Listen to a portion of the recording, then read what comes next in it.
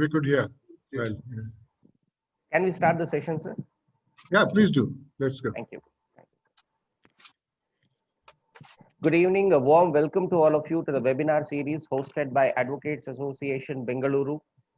99 days of journey, 97 luminaries, 41 advocates, 27 senior advocates, 28 judges, 4 academicians, a doctor, and an IPS officer. The youngest presenter being 24 years and the senior most presenter who is 82 years old. So it's been a long journey. And along with us, we have a very special guest today and one of the finest legal minds, Honorable Mr. Justice Santosh Hegde, former Judge, Supreme Court of India. Sir, we are honored and privileged to have you with us today. Welcome to the webinar. Thank you. Thank you. May I now request our Honorary General Secretary, Mr. A.N. Gangadharaya, to welcome and introduce our today's speaker. Respected Chief Guest and today's speaker, Honorable Justice N. Santosh Hegde, Honorable Judges of High Court of Karnataka, designated senior advocates, judicial officers, special guests on the panel, my beloved learned colleagues, academicians, law students, ladies and gentlemen, and all other participants. It gives me immense pleasure, and I consider it to be an honor to introduce our today's speaker, Justice N. Santosh Hegde. Sri Nitte Santosh Hegde was born on 16 June 1940. He had his early education at St. Aloysius College, Mangaluru, and Madras Christian College in Madras. He completed his intermediate exam from St. Joseph's College, Bengaluru, and BSc degree from Central College, Bengaluru. He obtained his law degree from University Law College, Bengaluru. He enrolled as an advocate in the year 1966 and later was designated as senior advocate on June 1984 by High Court of Karnataka. He was appointed as Advocate General Government of Karnataka in the year 1984 and served till the year 1988. And again appointed as Advocate General Government of Karnataka in the year 1989 and served till the year 1990. He was appointed as the Solicitor General of India in the year 1998 and served till his elevation. He was elevated as the Judge of the Supreme Court of India in the year 1999 and served till the year 2004. He also appointed as the chairperson to the Telecommunication Dispute Settlement Appellate Tribunal in the year 2004 and served till the year 2006. He was appointed as the Karnataka Lokayukta by the Government of Karnataka in the year 2006 and served till the year 2011. He was selected as the Man of the Year twice in the year 2006 and 2011 by the Times of India. He was adjudged as Indian of the Year by the NDTV. He donated the cash award of rupees 1 crore from the Jindal Foundation to the Indian Army. He was also chosen as the Man of the Year by Vijaya Karnataka twice in the year 2006 and 2010. Apart from all these professional excellence, Lordship had also participated in sports activities and he represented the state of Mysore and University of Mysore in hockey.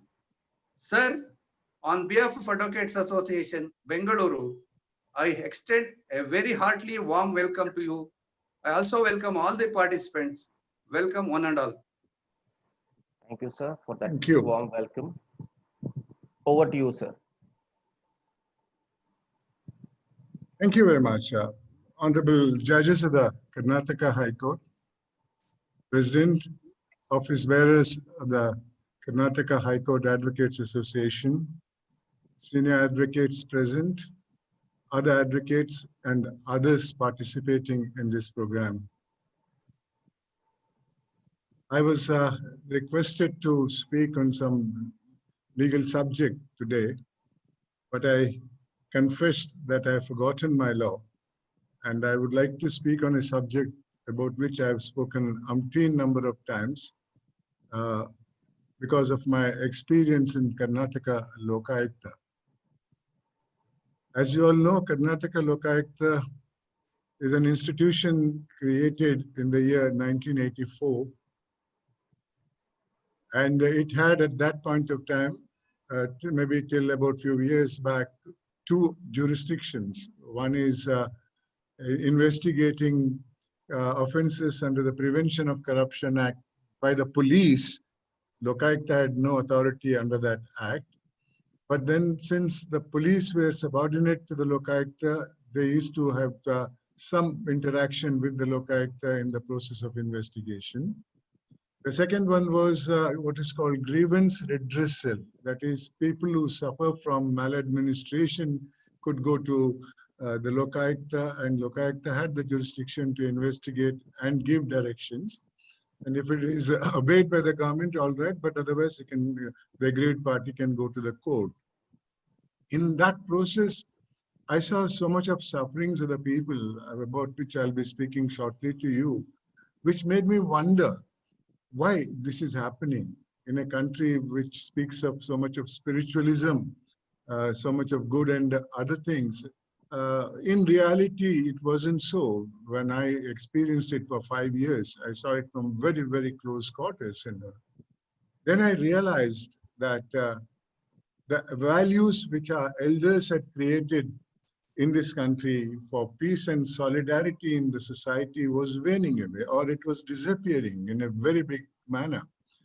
And contrary to that, the greed was increasing so much amongst the people. There was a mad competition to become rich.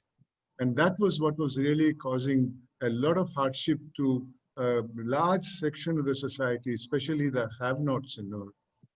When I realized that this is what is happening, then I thought, is there a way that I could contribute to change in this system and maybe re-establish to some extent the values that was that the elders had created in our society? In that process, I realized that if I could change the mindset of the youth, because we can't change the society with an appeal to the people of my age, because it's people of my age who have brought this society to this level. And I started going to various educational institutions, trying to reach to the youth of the country, asking them to inculcate two values. One is contentment. If you don't have contentment, you get a disease called greed. That's what I thought, I'm thinking, you know. And the other is humanism, ಮಾನವೀಯತೆ. ನಮ್ಮ ಹಿರಿಯರು ಹೇಳ್ತಾ ಇದ್ರು, ಹಲವಾರು ಕವಿಗಳು ಬರೆದಿದ್ದಾರೆ, ಏನೇ ಆಗು ನಿನಗೆ ಬೇಕಾದವನಾಗು, ಆದರೆ ಮೊದಲು ಮಾನವನಾಗು ಅಂತ ಹೇಳ್ತಾ ಇದ್ದಾರೆ. ಅದನ್ನಾದರೂ ಬಳಸ್ಕೊಂಡು ಈ ಸಮಾಜದಲ್ಲಿ ಬದಲಾವಣೆ ತರುವ ಪ್ರಯತ್ನ ಮಾಡ್ಬೇಕನ್ನುವ ಹಿನ್ನೆಲೆಯಲ್ಲಿ ನಾನು ಸುಮಾರು 1600ಕ್ಕೂ ಜಾಸ್ತಿ ಶಾಲಾ ಕಾಲೇಜ್ಗೆ ಹೋಗಿದ್ದೇನೆ, ಇತರ ಸಂಸ್ಥೆಗಳಿಗೆ ಹೋಗಿದ್ದೇನೆ. ಅದನ್ನು ನಾನು ಲೆಕ್ಕಕ್ಕೆ ತಗೊಂಡಿಲ್ಲ. I've been to this institution. I have spoken to the youth and I've interacted with them, trying to solve the problems, or at least the issues they had with the society, the present day society. I don't think I've been able to do much of an impact on that, but then I thought I must do my duty, and that's exactly what I have been doing for the last so many years, ever since I was in Karnataka Lokayukta and thereafter also. I've been traveling nook and corner of the country. I've been getting invitations from various educational institutions, and I've been going there. And I've been trying to impress upon the youth to inculcate the two values I just now spoke about it. You know. Now, what is my experience in this process of my working in the Karnataka Lokayukta? Let me just give you a few examples, which I've repeated very many times. Some of you might have heard it, but then those are the best examples. I thought I must inform the audience, because they're heart-rendering. When sometimes you may even wonder, can this happen at all? The thing. To start with, one example which I very often quote is the incident pertaining to a young girl at that point of time, hardly 6 months old, from near Bagalkot. You know. One day, a parent brought this girl to my Lokayukta of my institution. And when I asked them, what's the problem with the thing, with the child? They said, sir, this child is born without a rectum. Huttuvagale Gudadwara Irlilla. It is to eat through the mouth, defecate through the mouth. The local doctor said, take the child to a specialty hospital where a pediatric surgeon can very easily rectify the deficiency. So believing that, they took the child to a government medical college hospital. And the pediatric surgeon examines the child and says, I will do everything is all right, but then it will cost you some money. Now, they were poor people, and her father was a handicapped tailor. They gave what little money they had. And the doctor accepted that. He counted that money and he says, for this money, I will not be able to do the normal procedure. I will do a procedure near the rib cage on the side, and I'll make a hole there from where the fecal matters will go out. The child will have no control over the movement of the fecal matters. The child has to wear a bag throughout life. Now, just look at this. It was his duty to treat the child. There was a procedure known to law. He was not a stranger to that procedure, which could have put the child in a normal life way. But no, his greed didn't allow him. Now, fortunately for the child, their parents brought the child. They didn't accept that and brought the child to the Lokayukta office. And Lokayukta officers contacted Manipal Hospital in the old airport road and got the procedure done. This child is about 9 years old now, and a young girl, perfectly all right, has absolutely no privacy. Now just listen to this. Here is a man who must have prayed to God, give me education, make me a doctor, give me an employment. And he chose the government employment and goes and joins a government hospital, which today, in my opinion, is the access to the poor people. And here comes a child, 6 months old child, and he had the capacity to give a future to that child. But what did he do? Why? He was drawing at that point of time, I'm talking about 2009, about 40 plus basic salary, 40,000 plus basic salary, and all sorts of relevances, all perks, pension, and it was duty. Why? Why didn't he do it? Maybe today we are not surprised because you hear all sorts of stories, but this is what I saw. I'll give you another example. One day, an old lady over 80, 85 years came to me with a physically challenged son who couldn't walk. I asked her, what's your problem? She said, sir, I have no income. I have one son in Mumbai who sends me 250 rupees by money order. The postman wants 10% of that. You don't give that 10%. It says addressee not found on 3 visits. The money goes down. She cried. I know the postman did not come within the jurisdiction of the Karnataka Lokayukta. He's a central government employee for various reasons. I'm not going to explain it now here. Our police went and made him understand the importance of it and all, and it stopped. But look at this. Here is a man who's serving the government of India. He has his monthly salary, and it was his duty to serve this lady. And he is not a stranger to her. He visits that place very often for various reasons, for delivery of the postal material. He knew her condition, but still, he wanted his mamul. I'll give you another example. One day, a person came from Koppal district. I asked him, what's your problem? He said, sir, my wife has delivered a girl child. I said, so what? No, sir, there is a scheme of the government of Karnataka wherein a girl child born to a poor family is entitled for certain monetary benefit. And I applied for the monetary benefit, and the social welfare department says that I am not entitled to it because there is no proof that I am a poor man. But there is a principle by which a child born in a government hospital is deemed to be born to a poor family unless proved otherwise. That's the presumption. Now, the parents of this child rather the mother and the accompanying person walked 9 kilometers from their village to Koppal district hospital for delivery because they knew that if the child was born in a government hospital and the child was a girl child, that will get certain monetary benefit. But when the child was born, the benefit was not given. And obviously, you all know why it was not given. So when that was the position, I sent an officer to their village to find out and report to me what was their financial condition. And the officer gave me a report that the mother of this child and an accompanying person walked 9 kilometers from their village to the district hospital at Koppal for delivery. And when they went there, the staff said, first money, then bed. They offered what little they had, but that was not accepted.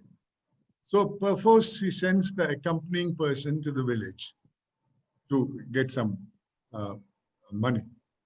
Now she has to walk back. Meantime, the staff said, you don't sit here, you sit outside. She gets out of the hospital, crosses the road, sits in a bus stop. Before the money could come, she delivers a child in the bus stop. Now, I sent a report to the government using the principle of vicarious liability, and I pointed out to the government that because of your staff, this child was born in the bus stop. Otherwise, it would have been born in the hospital, in which event the child was entitled for some benefit because there is no other material that the parents belong to an affluent family. The government gave it, but under what circumstances? I mean, this is exactly, I want you all to understand what is happening in our society. What is happening in the administration? What is an administration? An administration is meant for the benefit of the people. But if the administration functions like this, I'm not talking about the big scams, about which I'll be making a brief reference shortly. But these are examples of people who come to Karnataka Lokayukta. The rich people don't come to Karnataka Lokayukta. They don't want the Lokayukta. They are capable of managing their affairs. But imagine, try and place yourself in their shoes and understand what's happening. Why?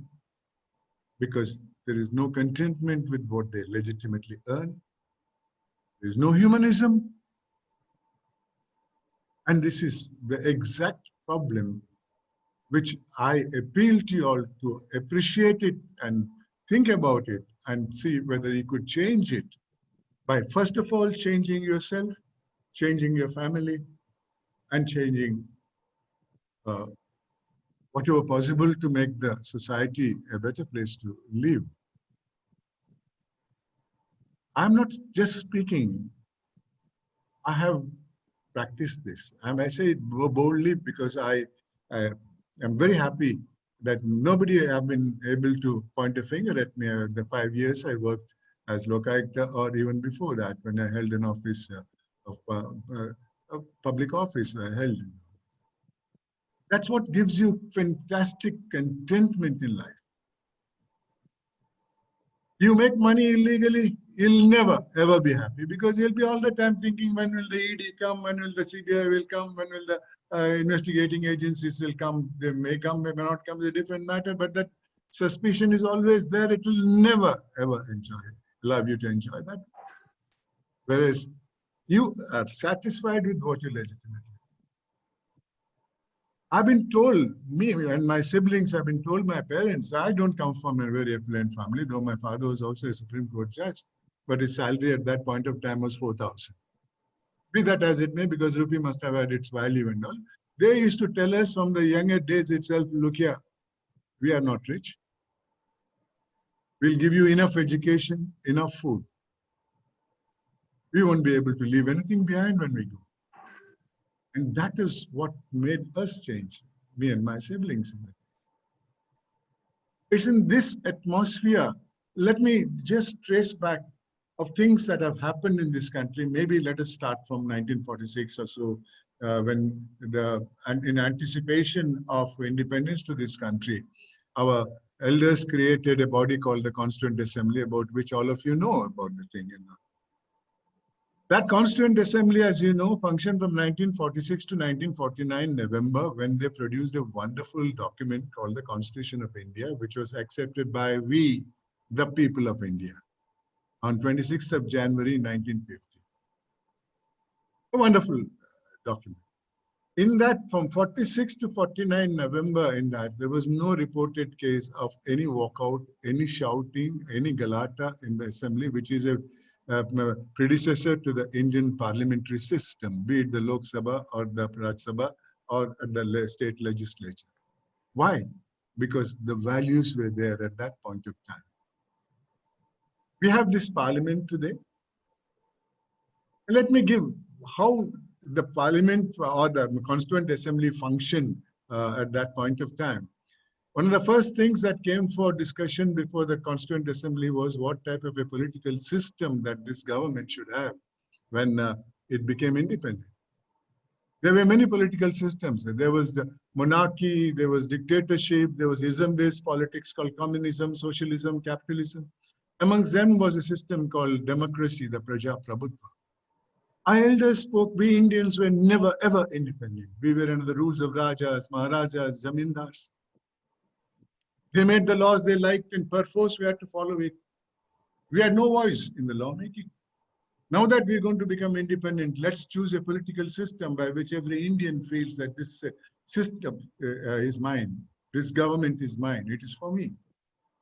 So with that great hope, we chose democracy as the political system of this country.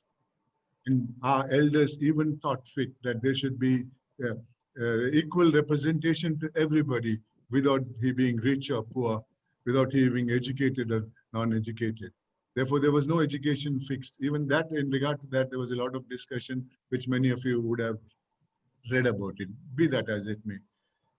Now, let us see what the successor has done. I'm not a politician, I've never been in politics. As you all know, I have indicted 3 political chief ministers of this state, and Congress person is one, JDS is one, BJP is one. I'm not in politics. I'm not sort of influenced in my talk about being affiliated to any political party anymore. Now, what has happened? Let us see the response of the people to the problems of this thing. 2016, the Lok Sabha was to meet for 14 days. Not one day, one bill was discussed. The moment Speaker came and sat in the House, there was Galata, there's a walkout. Again, Galata with the members sitting in the House, the Speaker adjourns. 14 days, the House was adjourned. And Times of India of the day says, it cost 10 crores of rupees in 2016. We are in 2020. The inflation has not come down. 10 crores of rupees was lost for 14 days. All perks, full salary. For about 150 days or the 60 days they meet, they get 365 days salary. Over and above that, all allowances. I'm not going to tell you how much they carry home with the thing. And the pension. Good enough, we have it. But what is that is happening? Why is it happening? Please analyze it. Because we have lost the responsibility. Responsibility is lost because we have lost the values. I'm just giving you one because I don't want to show that I'm prejudiced against political system in this country. Democracy is the best system. There is no other system better than that. But no system will be good enough unless it is value-based. Okay, this is the first pillar of the Constitution. Let's take the second pillar of the Constitution, the executive. When the creation of executive was being discussed in the Constituent Assembly, many elders said, they are the future administrators. Let us have the best of them. Let's have very high educational qualification. Let none of us have any authority to interfere in their appointments. Let's have independent body to appoint them. So they created public service commissions. What's happened to public service commissions? Few years back, Karnataka Public Service Commission chairman or the president and some members have been charge sheeted by the police on an allegation that how much money they have taken for giving each appointment. Now here is a man who gives money and gets an appointment. He is going to be honest. ಅವನು ಹೇಳ್ತಾನೆ ಬಿಟ್ಟಿ ಬಂದಿಲ್ರಿ ಕೊಟ್ಟು ಬಂದಿದ್ದೇನೆ. That is the system. There is nothing. ಪ್ರಾಮಾಣಿಕರ ಬಗ್ಗೆ ಮಾತಾಡಿದ್ರೆ ಹೇಳ್ತಾ ಇದ್ರೆ ಬಿಡ್ರಿ ಅವನು ಹುಚ್ಚ, ಅವನು ತಿನ್ನಲ್ಲ ಇನ್ನೊಬ್ನಿಗೂ ತಿನ್ನಕ್ಕೆ ಬಿಡಲ್ಲ ಅನ್ನೋ ಮಾತು ಸರ್ವಸಾಧಾರಣವಾದದ್ದು. Let's come to the judiciary. Let us not hide behind the screen that and say that we are all honest. Everybody knows there are allegations. I'm not going to the extent of what people have said in I'm not good. I'm just merely saying all of us know what's happening. There's a major problem in the system. Friends, we have to find a solution to the system of delay in legal system, about which I'll be speaking a little later when it comes to our responsibility or the lawyer's responsibility, including judges. I'm not running away from that fact. The three pillars of the Constitution, if it is consisting of this or has this malady in it, how can we progress? And you see this graph. Let me give you the growth of greed in this country. In the year 50s, there was one scam called Jeep scam. In purchasing Jeep vehicles from Great Britain for our soldiers, country lost 51 lakhs of rupees, huge money at that point of time. Thereafter, every year, one scam or two scams came to the public domain. There was the Mundra scam of LIC, Dalmia scam of Central Bank, Nagarwala scam of another bank, and it came like that. And every time when the scam came to the public domain, the number of zeros started developing that figure. Come to the year 1980, there was Bofors scam. Country lost 64 crores of rupees. In 50, it was 52 lakhs. In 1980, it was 64 crores. Come to 2008, Commonwealth Games. Country lost 70,000 crores. They were in between many scams. I don't have the time. And 70,000 crores were lost in Commonwealth Games. 2010, Colgate. 1,76,000 crores were lost. 2012, 2G scam, 1,86,000 crores. Please see the amount of money that is really spent on this. In 2019 or 18, the budget of state of Karnataka for 6.5 crores of people was 1,80,000 crores. Now, how much of money they would go for development out of this 1,80,000 crores in 1 year? A clue you get it from a statement made by one of the prime ministers of this country, late Rajiv Gandhi, in 1986. In a public statement, he said, out of 1 rupee government spends for the development, only 15 paise reaches. In 1986, he said, we are in 2020. Out of 10 rupees, 15 paise reach today. Please understand, if this is the economy of our country has developed. GDP has gone up. But how much of it is plowed back on development? And why? Do we have a say in the matter? What is happening in today's context? The opposition blames the ruling party for everything that happens. Even a legislative enactment is blamed under this thing. The same party which is in power here is in the opposition in Maharashtra and in some other places. They blame the ruling party there. And the language they use, every one of us know. This is no democracy. The cause for it, lack of responsibility, greed, lack of humanism. Why are we elected? Why are we appointed?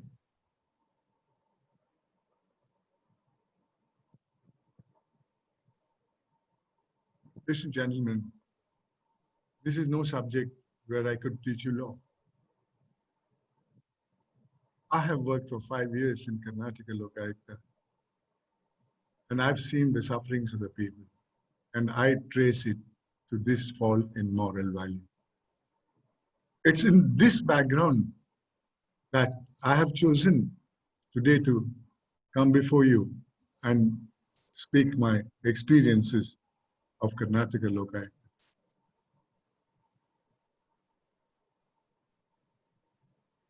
I sincerely hope the institution of ours can do tremendous changes, or at least pave way to make changes and make the society a model society. How do we do it?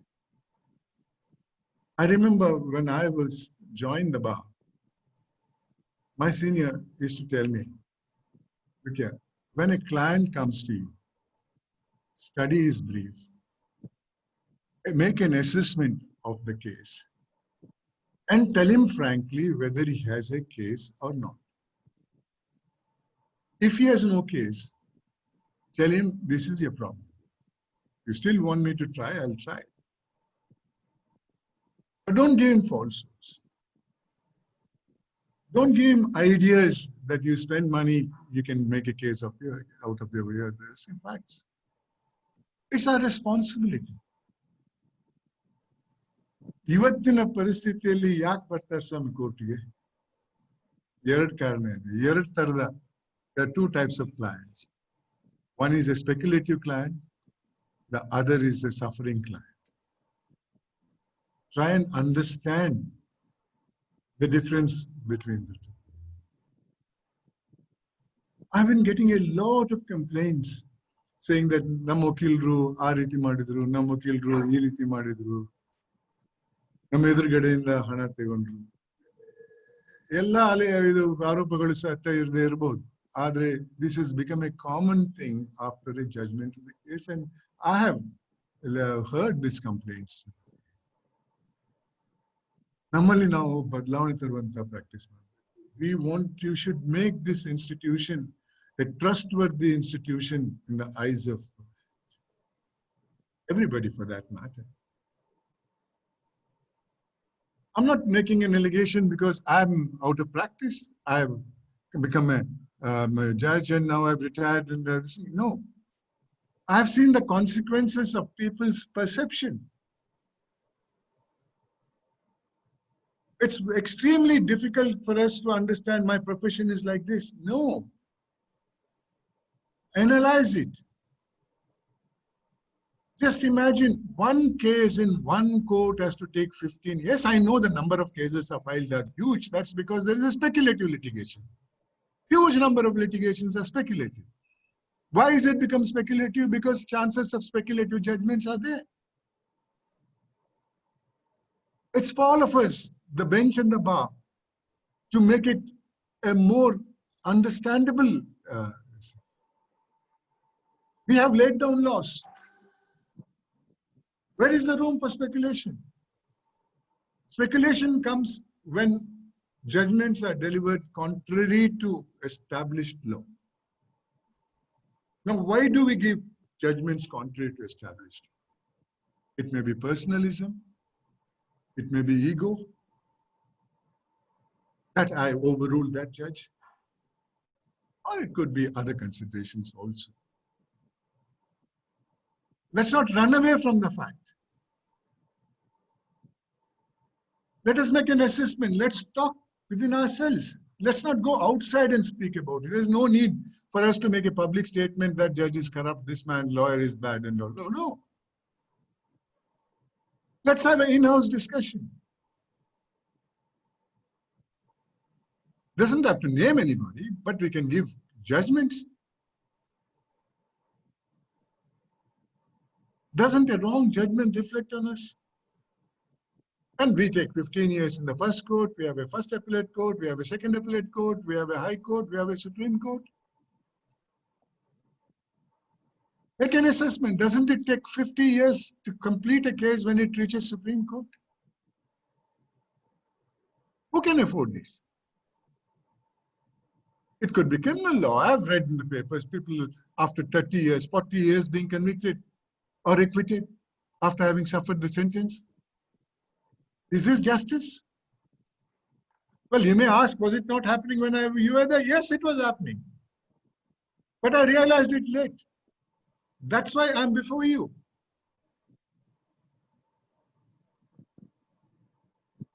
It's time we started introspecting. It's time we changed for better. Yes, the first pillar of the Constitution is not what the elders expected. Second pillar is not the same. Okay, we are in the third pillar. Let's change. I mean, that doesn't mean only these three pillars are bad. Take the media. Media is not a creation of the constitution, but it is addressed as the fourth estate, meaning it's the fourth pillar of the constitution. And everybody knows there is what is called paid news concept.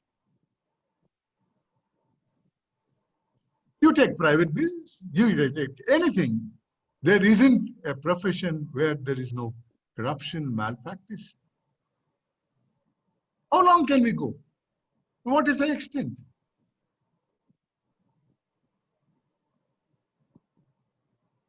I mean, if so much of money is siphoned off from the country's legitimate income and it is stored as black money, can this inflation be swallowed or suffered by the people? Is the day very far off when there could be a revolution? And revolution always leads in tragedy. A change which is within the four corners of law is the best change. And for that change to come, we have to change ourselves. We have to inculcate these two values of contentment and humanism. I'm not a philosopher. I believe in God, but I don't believe in religion as such. Therefore, I'm not trying to speak philosophy before you. I'm speaking the realities of life which I have seen.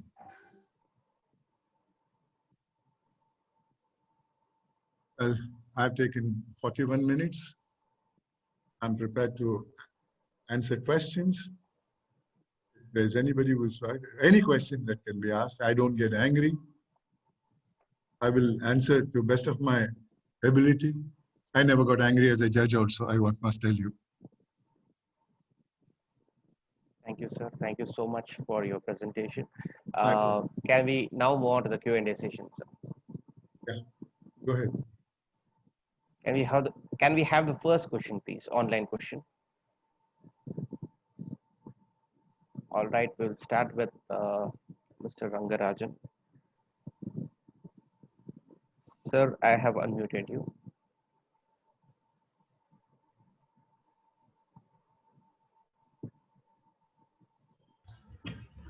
Sir, good evening to you. Good evening. I was the junior of MS Bhujangarao. Oh, okay. And you started your story with a preface of a lawyer cross-examining a lady. That was Mr. Kanaka Sabapati. Yes, I know. I didn't want to name anybody else. No, that was quite popular and famous joke. I remember what we told Justice Narayan Pai also one day. Yeah. Very kind of you, sir. It's nothing to be blamed. It's witty. Yes, it's witty, quite witty. Yeah. In fact, about the same advocate, there was one more joke. Yeah. It appears he had gone to a criminal court. Those days, it was all zinc sheet courts. Okay, yeah. So his case was not called. There was a banyan tree right opposite to the court hall. The lawyer was eating kalekai. So the case was called. The judge deliberately to taunt our friend called him, name lawyer kalekai tintadare karkomba. He came with his composure and extraordinary cool. It appears he remarked to the learned judge, Swami, kalekai tindu jirna agoralla illidare. Kalekai tindu jirna agderoru melidare.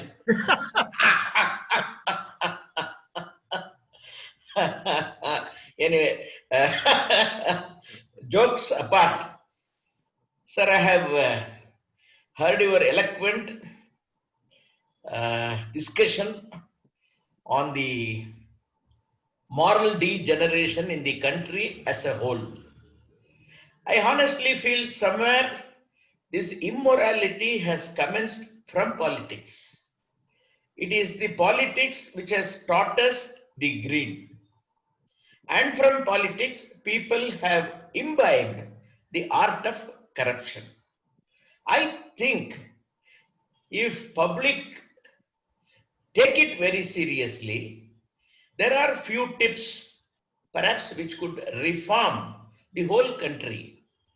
Sir, I am surprised whenever a person files a nomination paper either for an MLA or for an MP, first time, he declares his net worth is 5 crores. Next 5 years, it is 100 crores. Next election, like that it goes on for 1,000 crores.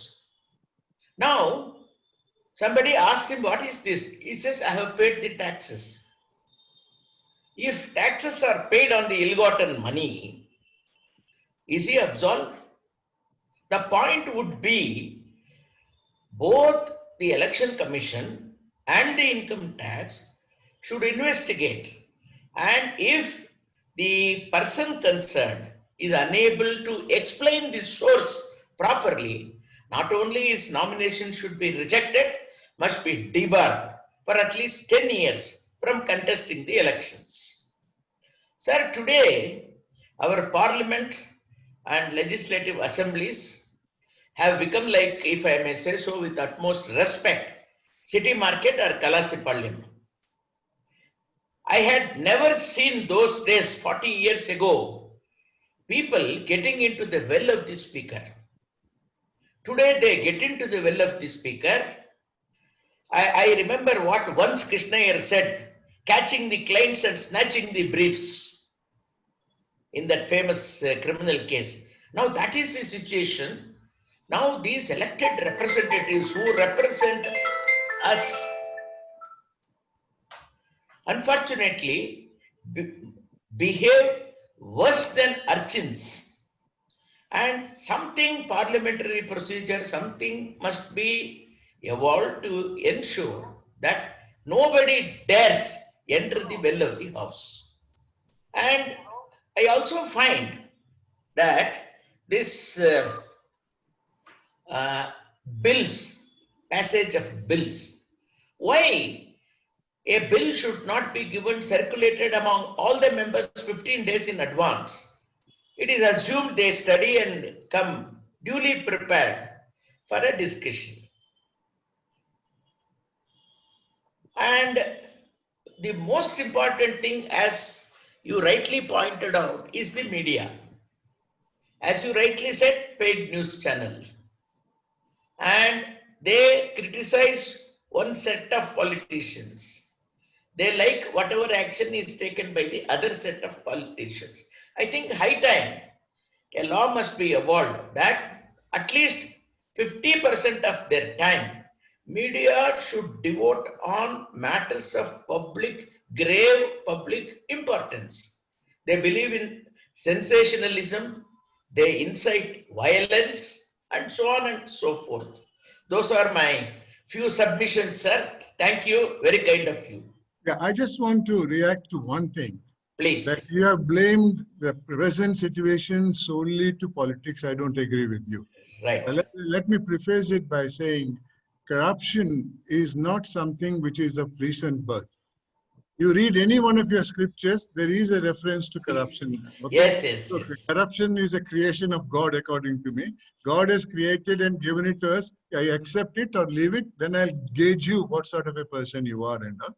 But unfortunately, that shame which was attached to guilt, not there anymore. Not there. ಇವತ್ತು ಜೈಲಿಗೆ ಹೋಗಿ ಜಾಮೀನ್ ತಗೊಂಡು ಬರುವಂತ ವ್ಯಕ್ತಿಗಳಿಗೆ ಸೇಬಿನ ಹಾರ ಹಾಕ್ತೇವೆ ನಾವು. Correct. Celebration. ಒಂದು ಸ್ವಾತಂತ್ರ್ಯ ಹೋರಾಟದಲ್ಲಿ ಹೋರಾಟ ಮಾಡಿ ಬಂದವರು ಅಂತ ತಿಳ್ಕೊಂಡಂಗಿದೆ ಇವತ್ತು. Nobody sort of keeps people who are suspected to be corrupt away. On the contrary, they think, oh, ಅವನಿಂದ ಕೆಲಸ ಮಾಡಿಸ್ಕೊಳ್ಬಹುದು, we can get things done so long as you pay. ಅವರಲ್ಲಿ ಏನ್ ತಪ್ಪಿಲ್ಲ ಅಂತ ಆ ಭಾವನೆ ಹೋಗ್ಬೇಕು. ಗೌರವ ಪ್ರಾಮಾಣಿಕರಿಗೆ ಸಿಗ್ಬೇಕು ಹೊರತು not to this type of people. Boycott is a bigger punishment than jail punishment, according to me. Yeah? Therefore, once we start, though not publicly, you avoid people by saying, I have nothing to do with you. I don't like your background and other things. You know, no, I'm not talking about the birth background, but for your attitudinal this thing. You know. Therefore, once we start boycotting the corrupt and not respecting it, I think there will be a far-reaching change Well rather said. than what is happening today. ಆ ಇವತ್ತಿನ ಗೌರವ ಇದೆ ಅಲ್ಲ ಅದಕ್ಕೆ ಬೆಲೆ ಇಲ್ಲ ಸ್ವಾಮಿ. ಬೆಲೆ ಇಲ್ಲ. ಯಾರು ಶ್ರೀಮಂತರು ಯಾರು ಅಧಿಕಾರದಲ್ಲಿರುವವರು ಅವ್ರಿಗೆ ಸಲಾಂ. Sir, ಹಾಗೆ ಶ್ರೀಮಂತನಾದ ಹೇಗೆ ಅಧಿಕಾರಕ್ಕೆ ಬಂದ ಅನ್ನೋದ್ರ ಬಗ್ಗೆ ಯಾವ ವಿಚಾರನೂ ಇಲ್ಲ. ಅದೇ ಅಯ್ಯೋ ಅವನಿಂದ ಏನಾದ್ರೂ ಮಾಡಿಸ್ಕೊಳ್ಬಹುದು ಅನ್ನೋದು ಮುಂದೆ ಹೊರತು ಇನ್ನೇನಿಲ್ಲ. Therefore, let us change this thinking. Let us be honest. Let us respect honesty rather than saluting the people. ನೀವು ನೋಡಿದ್ರಲ್ಲ ಏರ್ಪೋರ್ಟ್ ಇಂದ ಬರ್ತಾ ಇದ್ದಂಗೆ ಎಲ್ಲಿಂದ ಜೈಲಿಂದ ಬರ್ತಾ ಇದ್ದಾರೆ ಸ್ವಾಮಿ, ಫಾರಿನ್ ನಿಂದ. ನೀವು ಹಾರ ಹಾಕ್ತೀರಾ. Anyway, that's my reaction to this. Otherwise, it is perfect analysis. Yes, we have to change this. Politics is the best to start with because that has a greater influence on the society than the other two pillars of the constitution. Right, right. May I add only one thing, sir? Yeah. Very quickly, sir. Yes. Very quick. Gaurav It is left to the administrator to allow you to speak and all. But anyway. No, only 1 minute. Okay. Gaurava itself has been corrupted now. Yeah. No doubt. That's why I said, ಶ್ರೀಮಂತರಿಗೆ ಗೌರವ. ಅದು ಎಲ್ಲಿ ಯಾವ ರೀತಿ ಶ್ರೀಮಂತ ಆದಕ್ಕೆ ಇದಕ್ಕೆ ಬೆಲೆ ಇಲ್ಲ. Please. Thank you, sir. Thank you. You're welcome. Bye. Thank you, sir. Can we have the next online question, please? All right, I'll be unmuting Mr. Putige Ramesh. Sir, I have unmuted you. Very quickly, you may pose your question. Sir, namaste. ನಮಸ್ಕಾರ. Enchallare. Fine, sir. Thank you. 86 to 88, I had the privilege of being with you. I know. Sir, this 10th, so you said politics and also said politics is only not the thing to be blamed. I entirely agree with you on that. Who is to be blamed then? The question is, 10th schedule says wholesale transfer of alliance is permissible, retail is not permissible. And that law is upheld. And now, just last week, we read in the newspaper that a person who is proved of this corruption, she is in the jail and she is coming out. She has to come out in February, but if she pays 10,000, some crores of rupees, she can come in January 27th. So why that? So when she has been proved that she has taken money or she has given money to others, why she must be? The court says you can come out early also by paying this. Keep her. After all, because now she says, after all, I am there for the last 3 years, let me be there for one more year, one more month, not year, not even year. How to prevent this? Because there are court law. Ramesh, you ought to know the answer. Who can declare a law to be in this ultra virus courts? That's what it is. Politicians. No, politicians Ultra make the virus is law. we people. Politicians make the We law. in the- But the Constitution person sitting did make a provision to test it in the anvil of the court. So how is that the court has not declared it ultra virus or bad? Hello? It's so arbitrary as you say, and I agree with you. It's wholly arbitrary. Huh? But then why has it not been declared as bad law? No, that's what I said. So Therefore, let us not pose it in a manner that other institutions in the Constitution have no responsibility. No. There is shortcoming which has led to this problem. and one more request, sir. Yeah. Public interest litigations. When we file, suppose there is something fishy, the court imposes heavy cost. Absolutely no quarrel. Correct. On the other hand, suppose we bring out the best of the thing, bring it to the court's notice, these are the blunders in the administration. Why the person who takes the trouble, risk everything, spends his money and brings it to the court's notice is not compensated by the courts? You are absolutely right. That encourages people to come forward and challenge bad laws or bad executive action.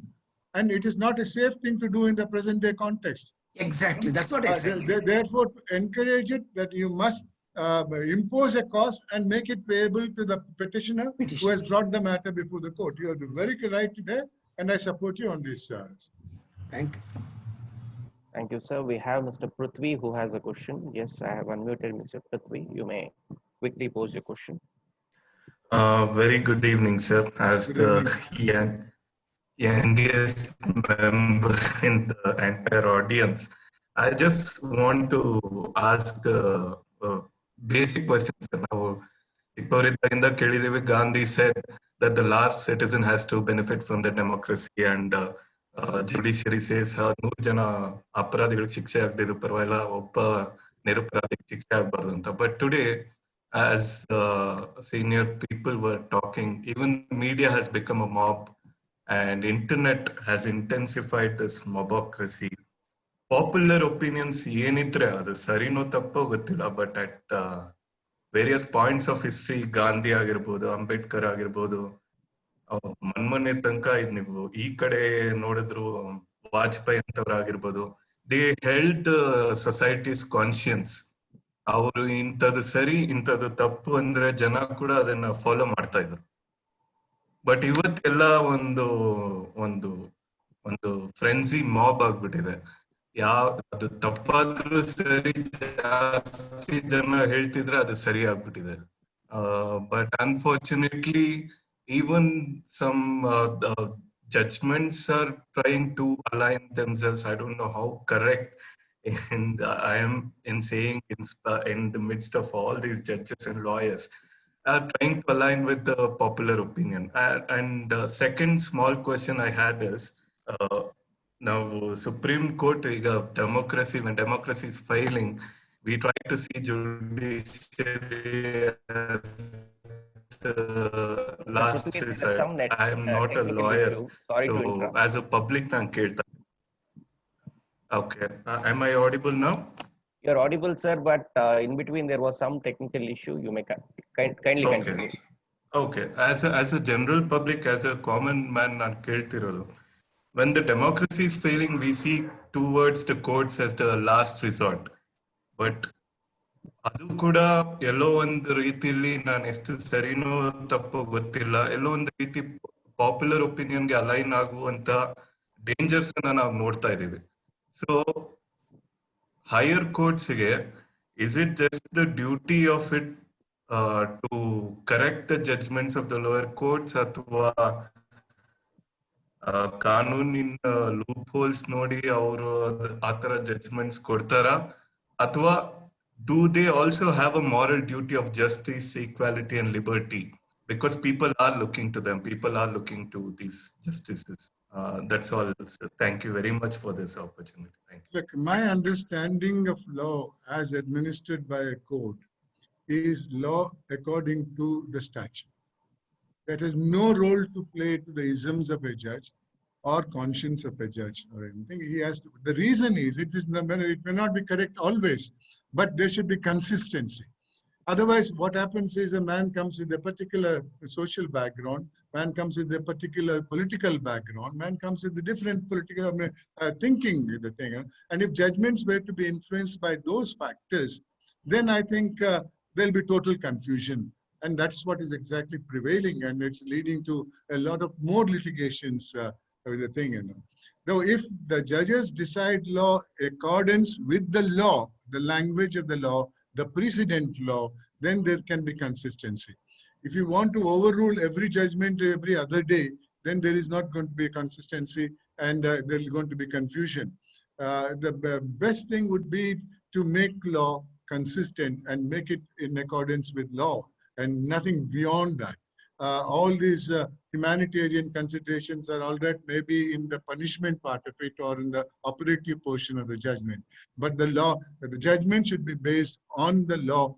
That is the only thing that the judges can do, is my understanding of the thing.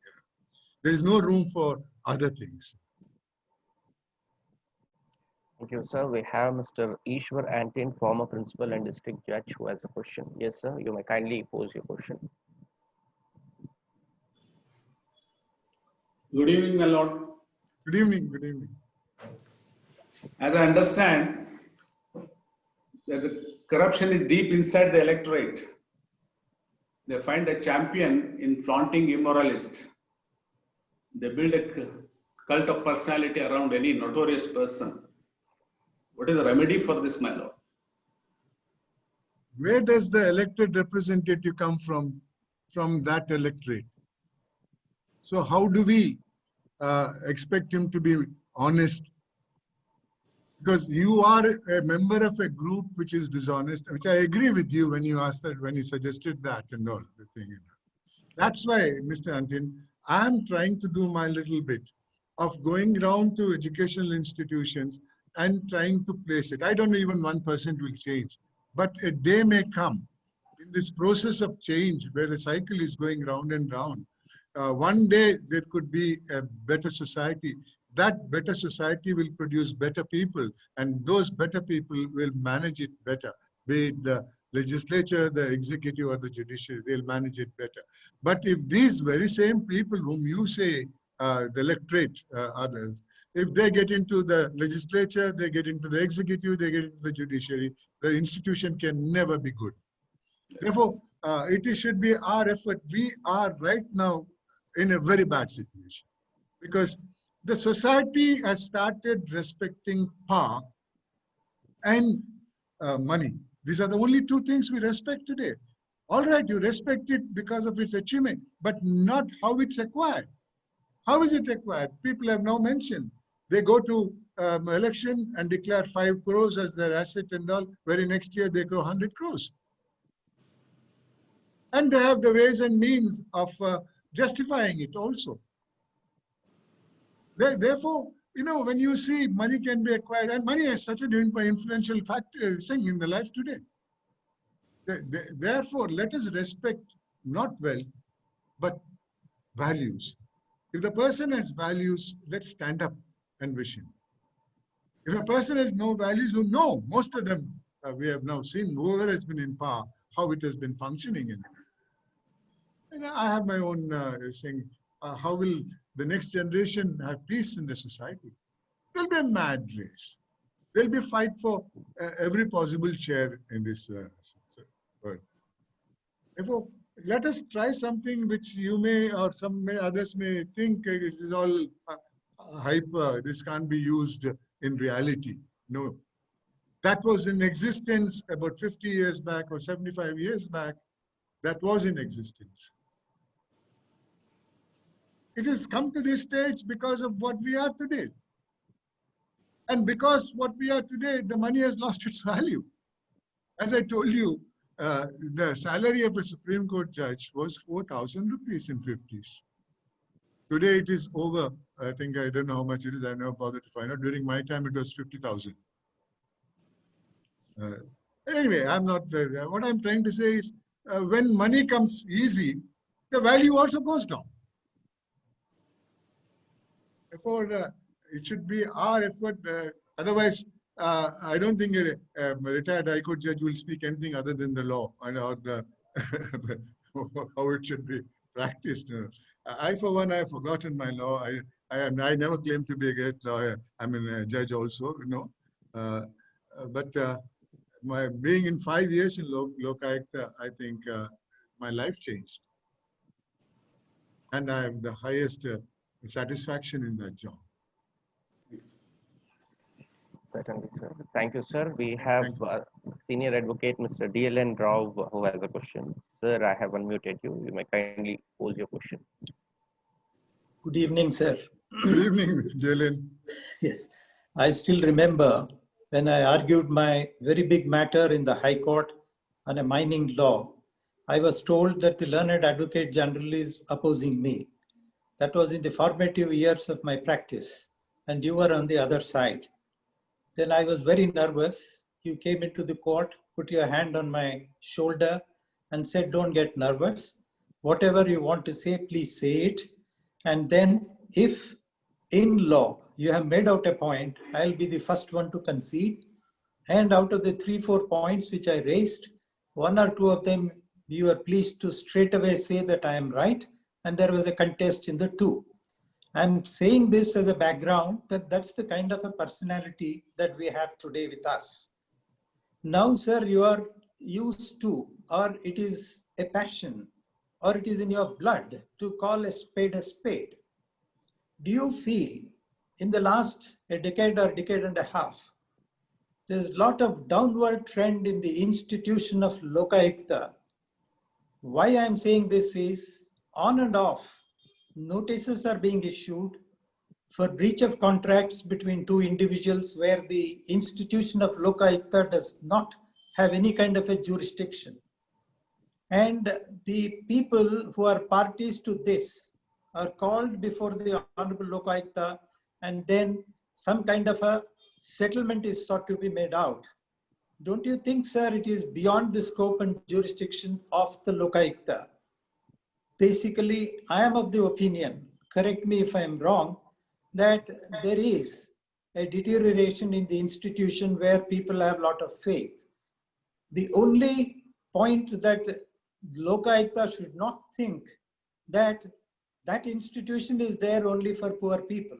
That institution, in my respectful submission, is there for those who follow the law, who respect the law, and who are honest, and they carry on their activities as per law.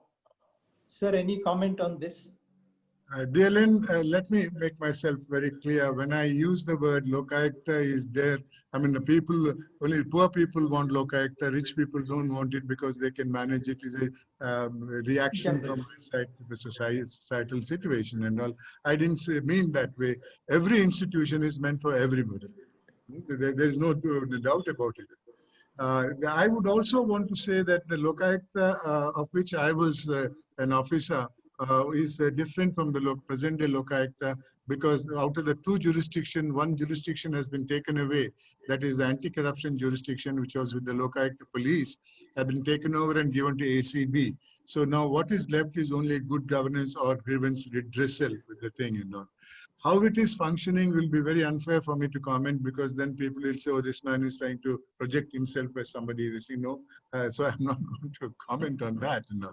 But I would say that is an institution which can do tremendous service to the needy people. I wouldn't say poor needy or rich needy.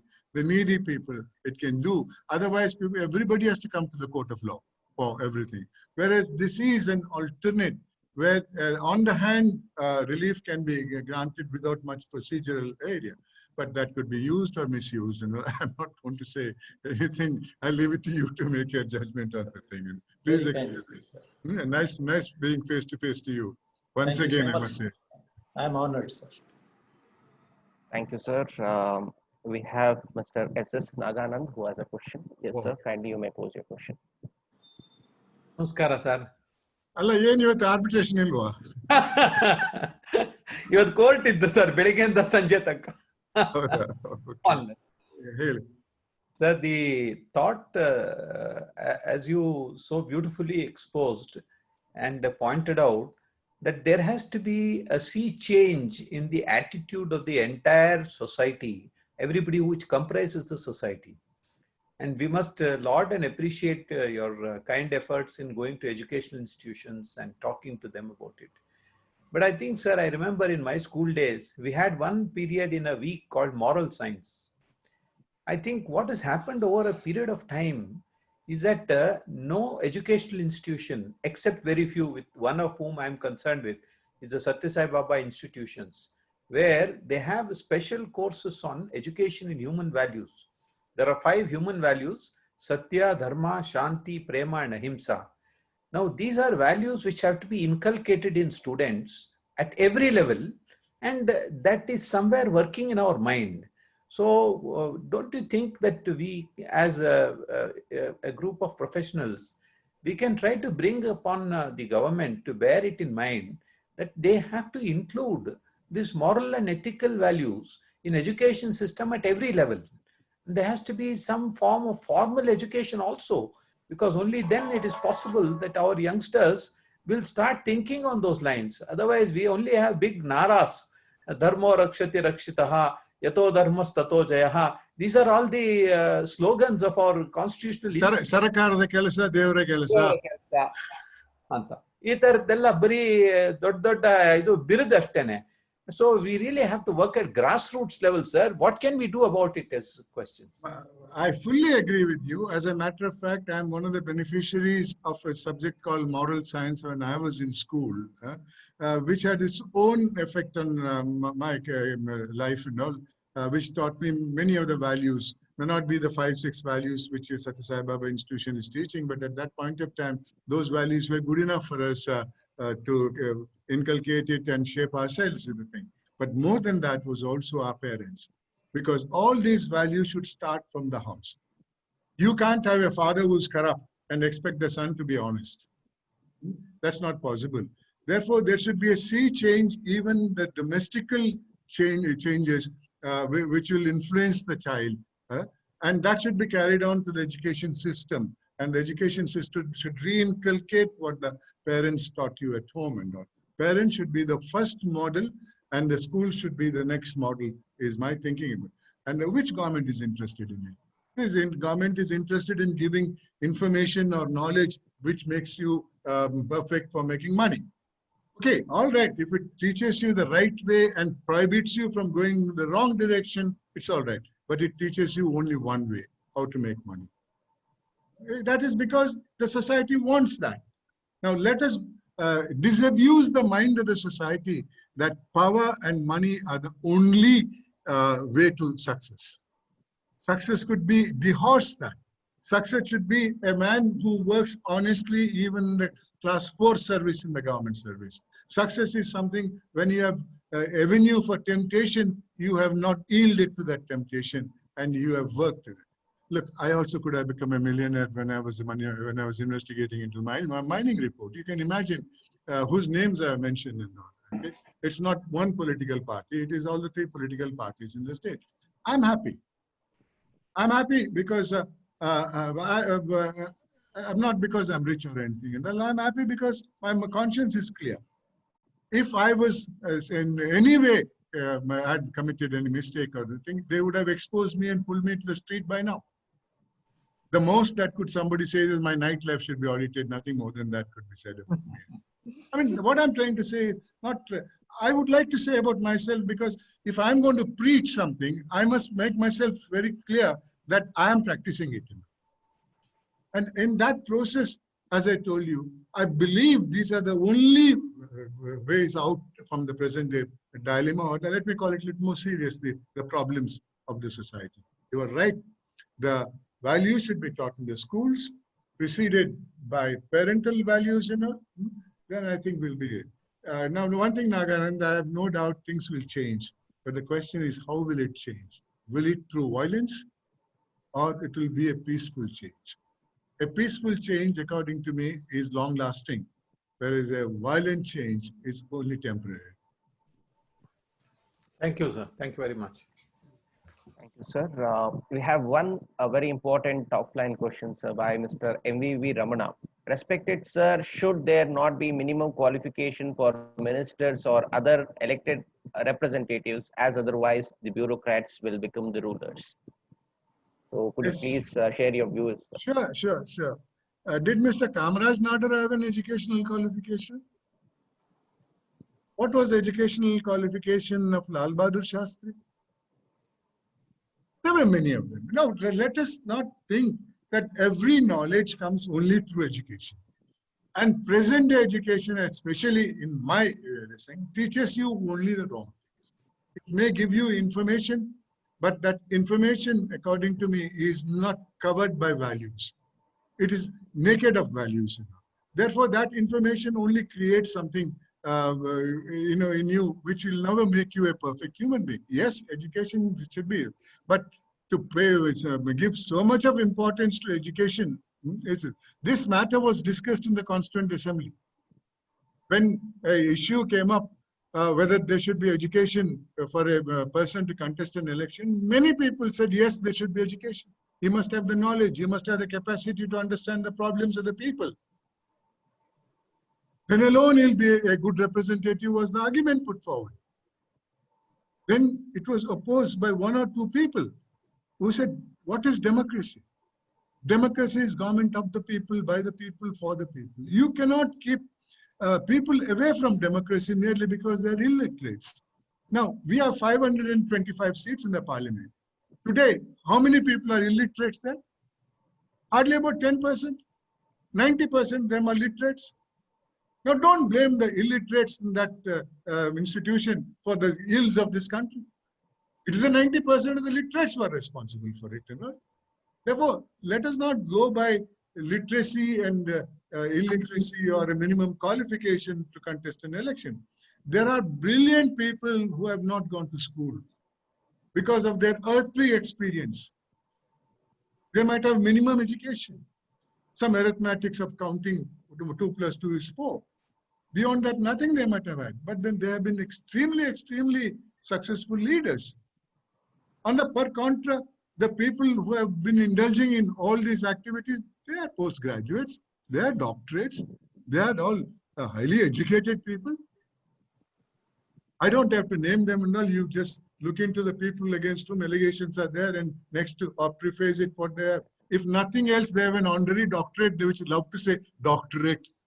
The Elin Mantha Devargopani Gottu, when the Supreme Court judgment is the I must refer to it here.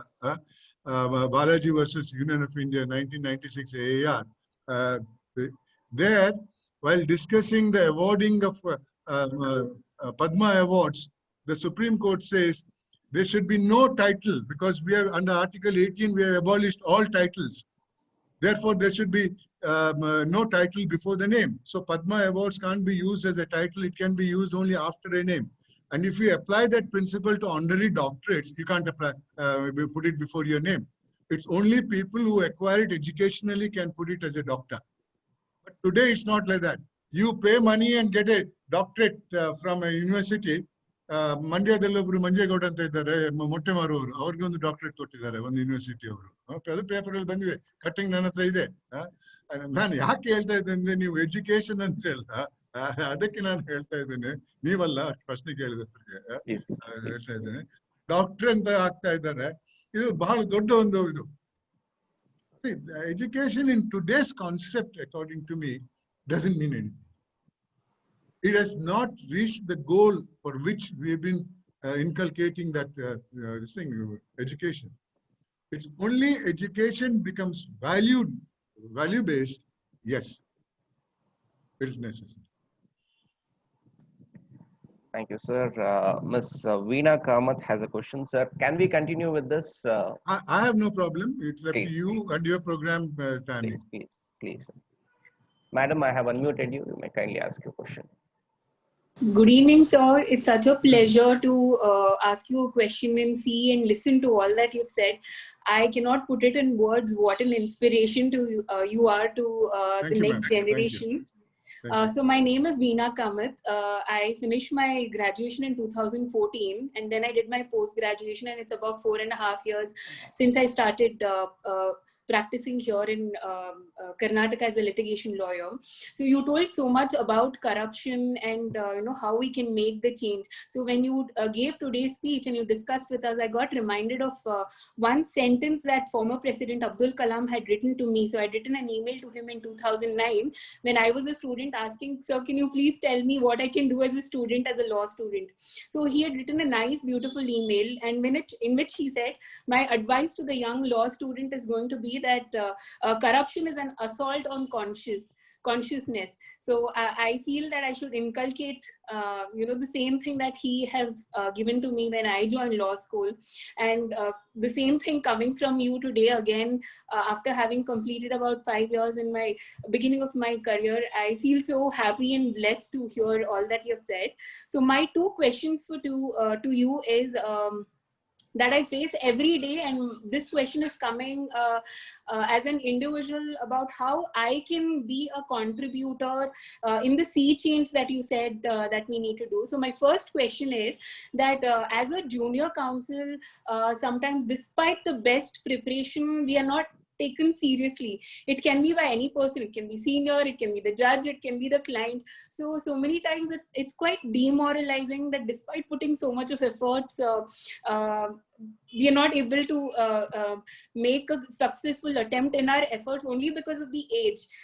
And so how is it that we endure? That is the first question. Second question is, my generation right now, so many times I come across these questions by my friends or people in our profession who ask a question that there is this one matter before this judge, so which lawyer should we appoint? So my question, second question to you is, as a junior counsel, as right now I'm in the profession, at an individual level, how is it that I can handle these kind of questions? How is it that I can make a change, if I can make a change? That also is my question to you, sir. The first question I want you to understand is, right from centuries onwards, age has been given a special status. Now, age supposed to inculcate more and or rather induct more and more knowledge. Okay. Therefore, a senior is always considered superior to a junior. Now, that concept still prevails in spite of all this that is happening and all. It still prevails. So, in that process, junior gets a secondary place as compared to the senior. So people always think it could be the judge, it could be your senior, it could be a client. Oh, he knows more. That should be the thing. But in reality, what should be, a person should be judged from his presentation more than, I'm using the word presentation because it's a law question you have asked, and presentation more than his seniority. Because there are some people who have who never learn. As the years go by, they forget what they've learned, but they don't acquire something new. So they become less and less more intelligent, and a youngster could be more intelligent. That capacity to judge lies with the person who is more realistic to life than one of those conventional people who thinks age is the best knowledge provider and all. Therefore, that is the situation in which you have to accept it when it comes from somebody. All right, let me prove that I'm more knowledgeable than the thing. You must make an effort. But don't get disappointed because somebody senior is given more respect to it, because that is the thinking over the thing. Maybe one day it will change and all that thing. You know. Now, second is a more dicey question. When either a client says before this judge, whom shall I engage? Or a lawyer says before that judge, whom you should engage. That reflects a hell of a lot on the prevailing situation with the thing. You know. I think honesty should prevail all over this. You got an opportunity to appear before a judge. Try to change him. Don't go searching for another judge whom you think is more amenable, maybe because he is a pro-landlord judge or a pro-tenant judge, a more honest judge, more corrupt judge, more favorable to a particular lawyer, unfavorable to others. All these factors prevail. I know that. I'm no stranger to these things and all. But you don't be a party. You rather return, if your client says you want to go in search of an amenable judge, you please go search for it, go take it to another lawyer. I'm not going to be the thing. If everyone starts doing it, you know, then even the others change in the second. Let's not compromise. In honesty, there is no 10% honest, 50% honest. No, either you are 100% honest or you are not honest. Therefore, let us not compromise depending upon our client. It may not be client alone. It could be some friend, a relative. Hey, yaratra hoglu, yav judgment hogli, yav lawyer and engagement. Narappa nanan kelbeda. In yaratra hogan. That will be the best position. Thank you, sir. Mr. Raghavendra Srivatsa, I have unmuted you. Sure. Namaskara. Namaskara. For the benefit of all my senior colleagues and friends, having been practicing in the Supreme Court, I have had the great pleasure of appearing for Justice Santosh Hegde. And ನಾನು ಯಾವತ್ತೂ ಕೋಪ ಮಾಡ್ಕೊಂಡಿಲ್ಲ, even as a judge ಅನ್ನೋದು ಅಕ್ಷರಶಃ ಸತ್ಯ. ಅದನ್ನ ಹೇಳಬೇಕಾಗಿತ್ತು ಇಲ್ಲಿ. Sir, what I wanted to ask you is a question relating to our Vritti Dharma. We are a group of lawyers and you've been the leader of the bar. I've been leader of many bars. I meant that. Okay, so, from the devil's advocate to the advocate's devil. See, we are discussing corruption in public life. And as lawyers, every day we have to defend people in different walks of life. And the subtle distinction between reality and justice. We may know many a time by our judgment that the facts that are made out may actually prove our client to be guilty of corruption.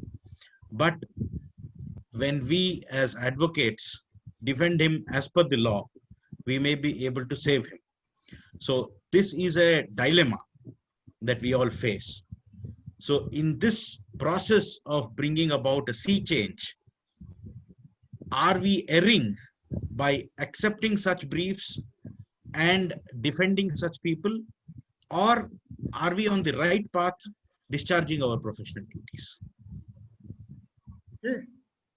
Your professional obligation is to see to do as much help to your client as you can legally, not by misleading the court. If there are lacunas, loopholes in the prosecution, it's your duty to do it rather than thinking, oh, my client is guilty, so I will not help him out. No, because every conviction shall be in accordance with law, not in accordance with somebody's thinking.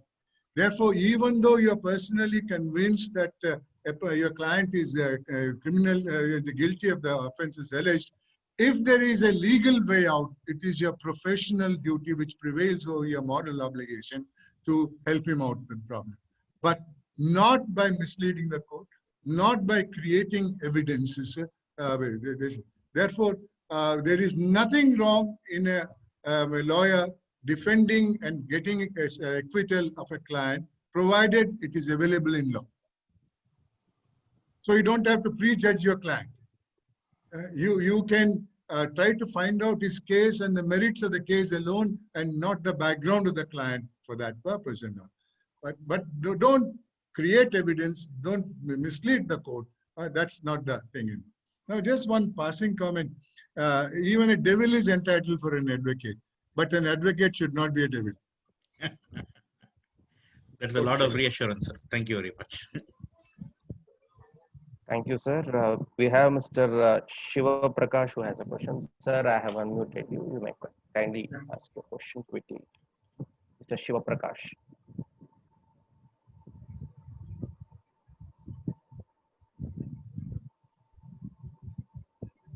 Mr. Shiva Prakash, sir, I have unmuted you.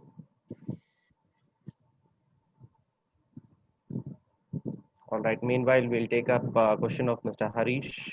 Sir, I have unmuted you. You may kindly pose your question. Good evening, sir. I'm a BPAC member also. Oh, okay. Okay.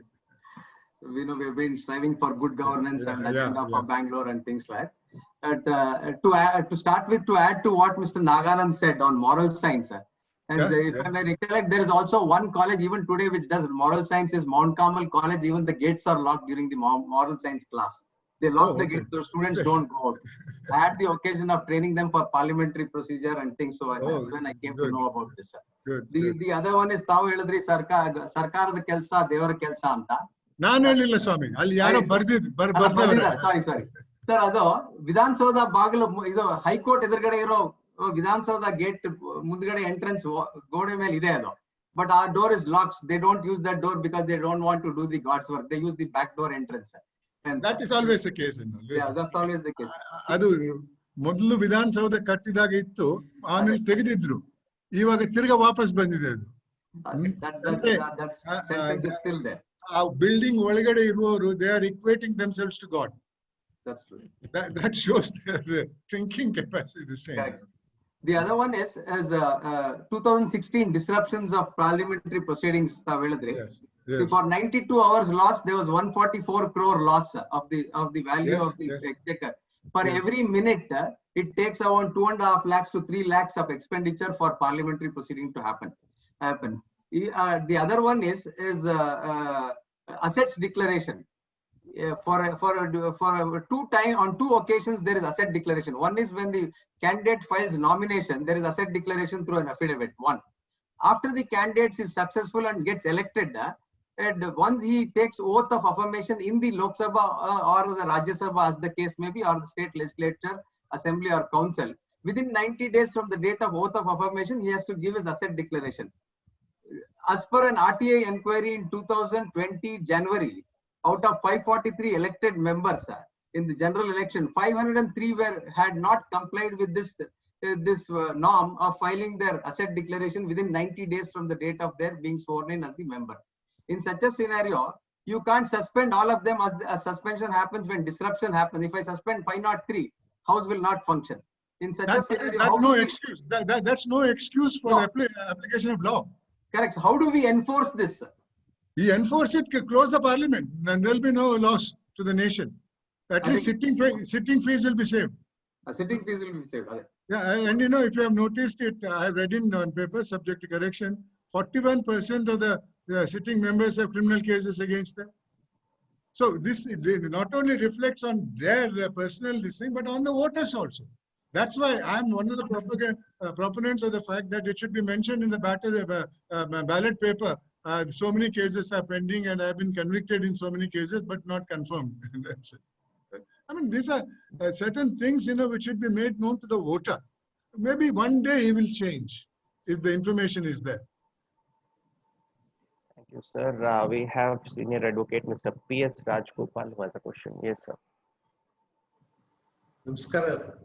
Namaskar. I had the good fortune of growing in the bar. And people like you, then Mr. R. Narasimhamurthy, they were all active, and every day we could see you. I have been watching with enthusiasm your efforts to remove corruption, first as Lokayukta and thereafter as a ಸಾಮಾಜಿಕ ಕಾರ್ಯಕರ್ತರಾಗಿ ಅಂತಲೂ ಹೇಳ್ಬೋದು. ನನ್ನ ಮನಸ್ಸಿಗೆ ಅನ್ಸೋದು ಅಂತಂದ್ರೆ ಈ investigative agencies partisan ಇರೋ ತನಕ ಕರಪ್ಷನ್ ಇಂದ ನಮಗೆ ಮುಕ್ತಿ ದೊರೆಯೋದಿಲ್ಲ ಅಂತ. ಕ್ರಿಮಿನಲ್ ಲಾ ಒಂದು ಭಯ ಹುಟ್ಟಿಸ್ಬೇಕು ಅಂತಂದ್ರೆ ಈ ಕರಪ್ಟ್ ಪಾಲಿಟಿಷಿಯನ್ಸ್ ಆಗಲಿ ಕರಪ್ಟ್ ಸಿವಿಲ್ ಸರ್ವೆಂಟ್ಸ್ ಅಲ್ಲಾಗಲಿ impartial investigation is what is required. Lokpal ಅಂತ ಮಾಡಿದ್ರು, ಅದಕ್ಕೇನು ಇದುವರೆಗೂ ಇನ್ನು ಕೆಲಸವೇ ಶುರು ಆಗಿಲ್ಲ ಅಂತ ಹೇಳ್ಬೋದು. ಲೋಕಪಾಲ್ ಸ್ಲೋಗನ್ ಅಲ್ಲಿ 2 ಎಲೆಕ್ಷನ್ ಗೆದ್ರು, ಲೋಕಪಾಲ್ ಇಂದ ಒಂದು ಕೇಸು ಹಾಕಿಲ್ಲ ಇದುವರೆಗೆ. ಈ ಸಮಸ್ಯೆ ಬಗ್ಗೆ ನಾವೆಲ್ಲ ಏನ್ ಮಾಡ್ಬೋದು ಒಂದು ಟು ಬ್ರಿಂಗ್ ಇಂಪಾರ್ಶಿಯಾಲಿಟಿ ಇನ್ ಇನ್ವೆಸ್ಟಿಗೇಷನ್? ನೋಡಿ, ತಾವು ಹೇಳಿದ್ರಿ investigation, corruption in investigation is A major problem ಅಂತ ತಾವು ಹೇಳಿದ್ರಿ. ನಂದು ಒಂದು ಅದಕ್ಕೆ ಏನಂದ್ರೆ, ಯಾವ್ದು ಮೊದಲು ಬಂತು, ಇನ್ವೆಸ್ಟಿಗೇಷನ್ ಮೊದಲು ಬಂತು ಅಥವಾ ಕರಪ್ಷನ್ ಮೊದಲು ಬಂತು? ನನ್ನ ಕರಪ್ಷನ್ ಮೊದಲು ಬಂತು. ಇನ್ವೆಸ್ಟಿಗೇಷನ್ಗೆ ಹೋಗೋ ಮೊದಲು ಅವರು they were greedy enough to be in the thing. Therefore ನಾವು ಸಮಾಜವನ್ನ ಬದಲಾಯಿಸಿದ್ರೆ ಈ ಹುದ್ದೆಗೆ ಹೋಗುವವರೆಲ್ಲ ಬದಲಾವಣೆ ಆಗ್ತಿದೆ. ಮತ್ತೆ ಒಂದು ತರದ ಪ್ರಾಮಾಣಿಕತೆ ಹಿಂದೆ ಇತ್ತು, ಅದನ್ನ ಪ್ರಯತ್ನ ನಡಿಬೇಕನ್ನೋದು ನನ್ನ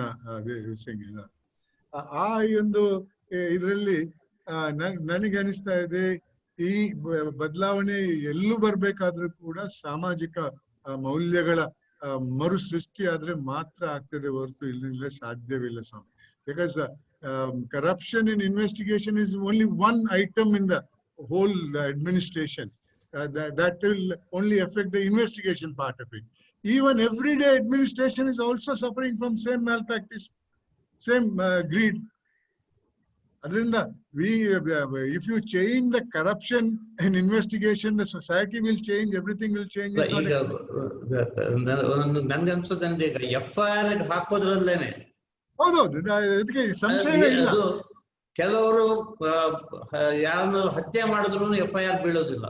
ಹೌದು, ಖಂಡಿತ. ನಾವು ಎಷ್ಟೋ ಕೇಸಲ್ಲಿ ನೋಡಿದ್ದೇವೆ, ಯಾರೋ 5 ಜನ ಅಕ್ಯೂಸ್ಡ್ ಅಲ್ಲಿ ಲೀಡರ್ ಅನ್ನು ಹೊರಗಿಡ್ತಾರೆ, ಯಾರು ಚಮಚಗಳನ್ನ ತಂದು ಹಾಕ್ತಾರೆ, ಅವ್ರು ಜೈಲಿಗೆ ಹೋಗಿ ಅವ್ರು ಒಪ್ಕೊಳ್ತಾರೆ.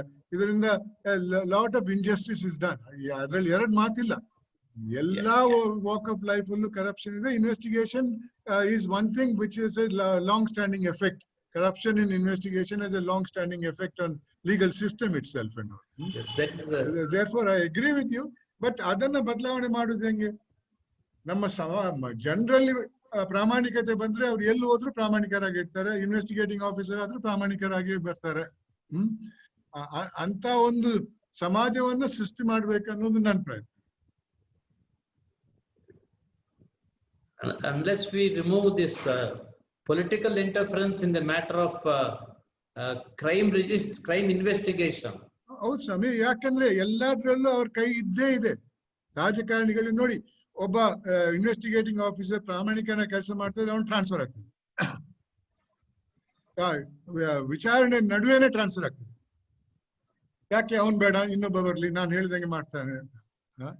ಇವಾಗ ನಾವು ಓದ್ತಾ ಇರ್ತೇವೆ, ಪೇಪರ್ ಅಲ್ಲಿ ನೋಡ್ತಾ ಇರ್ತೇವೆ, ದೊಡ್ಡ ರಾಜಕಾರಣಿಗಳ ಮಕ್ಕಳು ಯಾವುದೇ ಕ್ರೈಮ್ ಅಲ್ಲಿ ಇದ್ರೆ ಅವ್ರ ಹೆಸರು ಬರಲ್ಲ, ಇನ್ಯಾರ ಹೆಸರು ಬರ್ತದೆ ಅದರಲ್ಲಿ. It is a normal thing.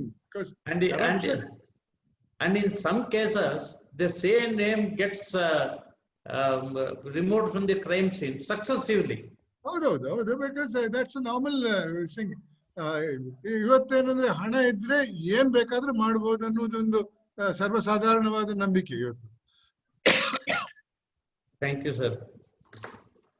Take up 2 more questions, sir. Last will be by Mr. Ramesh Chandra. Mr. Shiva Prakash, sir, I am unmuting you.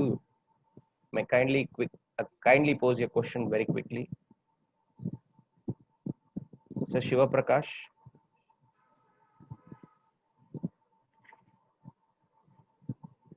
All right. Yes, sir. Ramesh Chandra, sir, I have unmuted you. Sir, I have one question. Go ahead. Literacy cannot be equated with the education. Correct. And not literacy, knowledge. Literacy is different. Literacy you acquire from reading. Yes, sir. Now the question is, our education system has deteriorated. Yes. That is why this problem arises. Even education system, we don't inculcate the people or students by knowing our good leaders. And also we have no models now to learn. And the corruption is the actually starting point is the election. Is it not a right time to make voting is a compulsory one? Because education, who are educated will not vote in our system. Correct. No doubt about it and all. Voting must be made compulsory. And one other part of punishment should be the privileges of a citizen should be taken away from people who don't go for voting. That's one thing, you know. And also, you just now mentioned about the education system deteriorating. That's because every new government comes wants its own curriculum to be added into the system. Their own political leaders to be brought into history, and the history itself keeps changing. In 5 years, the history will change so many times with the change of political government. So ultimately, you are confused, which is the right history that we should read. That's because there is a political interference in every walk of life, everything. And they think it is their constitutional right that they should be heard in every matter. Their opinion should be taken in every matter, and that opinion should prevail over all other expert opinion. That seems to be today. We have given so much of importance to politics that it has ruined the nation.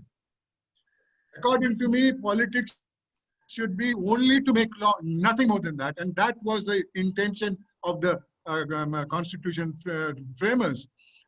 That's why they divided the administration into 3 different parts. The lawmaking part, the administration of law, and dispute resolution. Under 3 different parts they made it and all. But today they want to be the judge, jury, and the executioner, lawmaker, law administrator, and law dispute settler. Everything they want to be. They sit in the parliament, they think, oh, we have not been consulted. I have not been consulted. The police officer is posted without even asking me. What do they have to do with criminal investigation? Why should they should be consulted when a police officer is to be posted, or a DC to be posted, or anybody to be posted for that matter? Because when the transition was taking place, we all kept quiet. So it has become a matter of right for them. Therefore, it is time that we say, no, you go to the parliament, the legislature, make your law, and come out and do your business, whatever it is and all. but you have nothing to do with the administration. That should be made very, very clear that the administration is part of the second pillar of the Constitution, that is the executive. If they fail, there are ways and means of dealing with them. Whereas if the legislature fails in administration, it's extremely difficult for an ordinary man to question that. Thank you, sir. Thank you, sir. Thank you so much. With this, we have hit the fag end of this session, sir. Once again, I would like to extend my heartfelt thanks to you, sir, for today's erudite and very thought-provoking presentation. Thank you so much, sir. Thank you all for listening to me. God bless you all.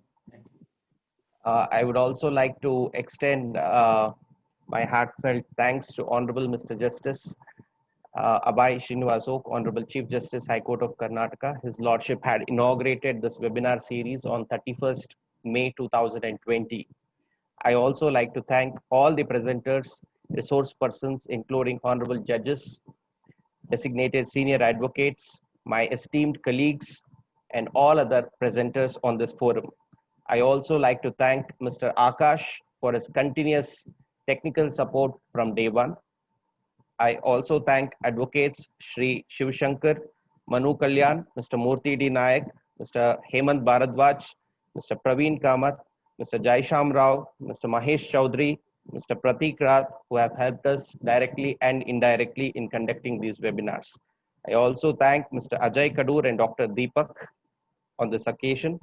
I thank Mr. Satyanarayan Gupta and Sri Rangarajan, who have been very instrumental and supporting from day one in conducting these webinars. I thank all the participants without whom this webinar would have not been successful.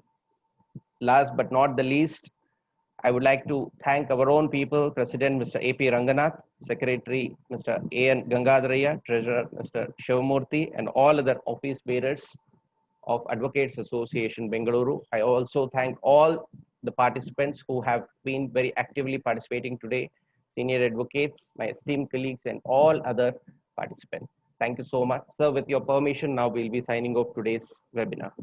Thank you. Thank you.